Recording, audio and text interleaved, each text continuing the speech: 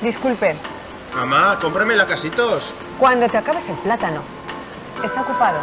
No, dígame. Verá, tengo aquí al hijo que se nos va a estudiar un máster a los Madriles 1 año. Y queríamos comprar un robot de estos asistentes para que le lave la ropa, le haga la comida, le lleve al parque. Ya me entiende. ¿Tiene algo por ahí?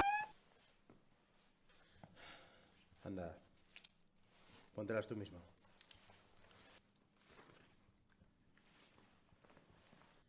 Bueno. Todo esto está muy bien. Pero por órdenes de arriba vas a pasar esta noche en el calabozo. ¿Tienes abogado? Pues no. Pues se te asignará uno de oficio. ¿Cómo te llamas? Coldo. ¿Vamos a empezar ya o qué? Plaqueta, por favor. Plano 1, toma 19. ¡Acción! Bueno, parece que cada año se hace cada vez más difícil conseguir uno de estos abonos para la Semana Fantástica de Cine de Terror. Miquel, ¿tú ya tienes el tuyo? Bueno, sí, es verdad.